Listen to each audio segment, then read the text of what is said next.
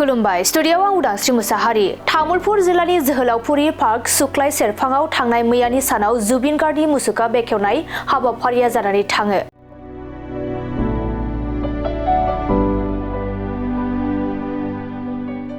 नंगौ बिटिसिनि मावफुं सोद्रोमा गणेश कछारी आरो जुबिन गार्ग फान क्लाबनि जथाय नुजाथिनायाव थांनाय मैया आसामनि मुंदांखा देंखोगिरि फावखुंगुर जुबिन गार्गनि मुसुखाखौ तामुलपुर जिल्लानि जोहोलावफुरि पार्क सुख्लाय सेरफाङाव बेखेवनाय जायो।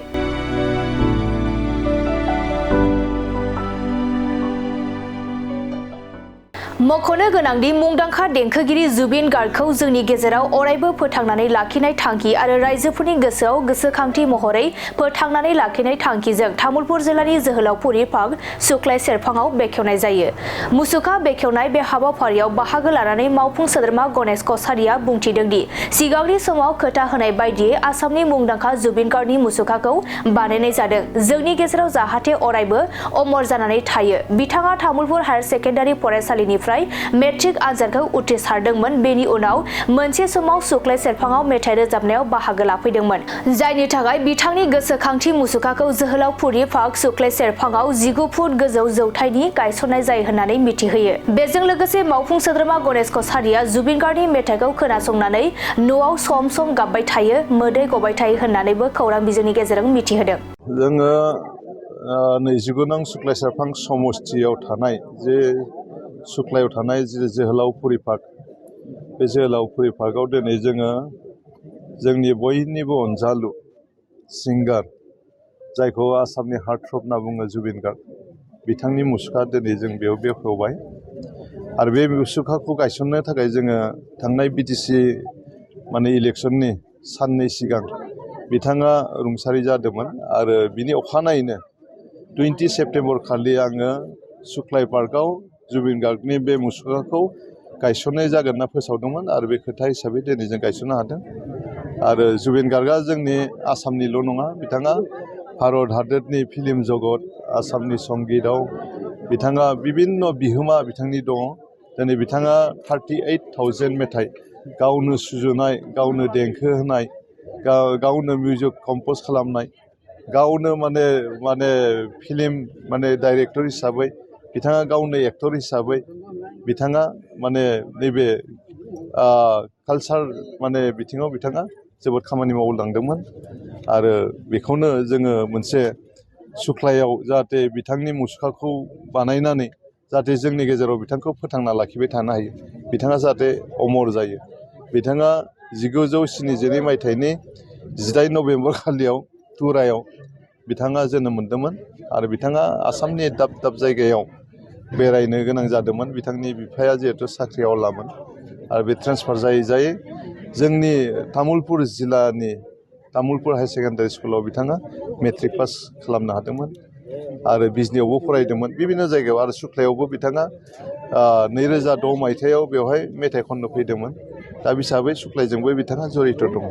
बेनिखायनो बिथांखौ सानफ्रोमबो गोसोखांनो थाखाय बयनिबो गोरबोआव बिथांनि माबाया दंखायो, बिथांखौ मोजां मोननाय बे दाबो दङ।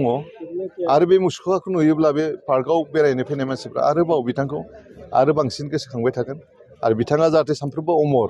जों बिथांखौ दिनै जोंनि गेजेराव देहाजों गैयाब्लाबो बिथांखौ जों सानफ्रोमबो आसामनि रायजोफ्रानो, भारतनि रायजोफ्रा बिथाङा दासिमबो दं होनना बुङो।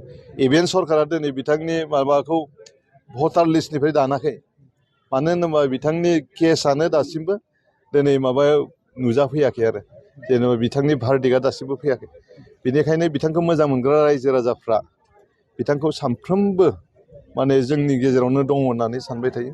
बेबायदि दा आं सानफ्रोमबो गाबखोमाबाय थायो बिथांनि मेथाइ खोनासंनानै, बिथांनि खोथाफोर खोनासंनानै। थांना थानाय समाव रंजायोमोन, खिन्थु दा बिथाङा जोंनि गेजेरनिफ्राय गैयैनि उनाव मेथाइ मालाबा भिडिअ बे मबाइलफ्राव स्क्रल खालामना नायो, बिथांनि फैयो खोथाफोरखौ नायो, गोसोखांनो बोरैबा मोनो, मोदै गबाय थायो। बेबायदि अबस्था। रायजोफोरनि सिगाङाव आं सानफ्रोमबो सानसेबो गाबफेराखै, खिन्थु हारसिं न' सिङाव आं गाबफ्लांबाय थायो आरो बिथांनि माबाखौ। बेबायदि मोदै गगारबाय थायो सानफ्रोमबो, बेबायदि अबस्था। सार, दिनै बिथांनि जि मुसुखाखौ बेसेबां गिदिर आरो गोलाव बानायदों?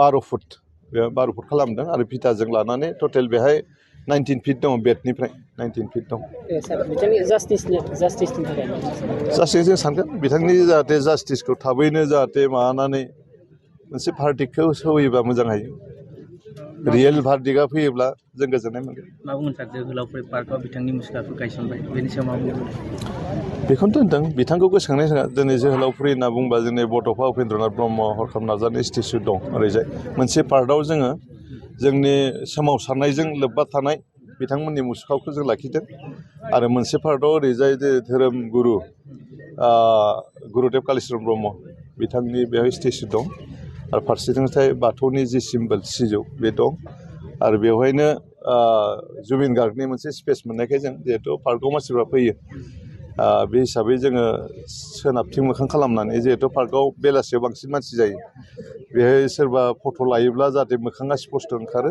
बेनिखायनो जों सोनाबजों नायनाय होदों आरो बेबायदि हाइ स्कुलनि बाउन्डारि वाल गेट बेखौ बेखेवगोन आरो सुवागपुराव आं जेराव थायो बे खाथियावनो मोनसे स्पेस दं बेयाव 3 कौटि थाखानि माने मोनसे बड'लेण्ड मार्टियार्स भबन बेखौ जों गायसनगोन आरो ओमफ्राय औबारियाव मोनसे कमिउनिटि हल जों बानायगोन आरो साननैसो उनाव नैबे जोहोलावफुरि पार्कखौबो जों बेखेवगोन आरो महरिपारायाव 60 लाखनि मोनसे माबा दङ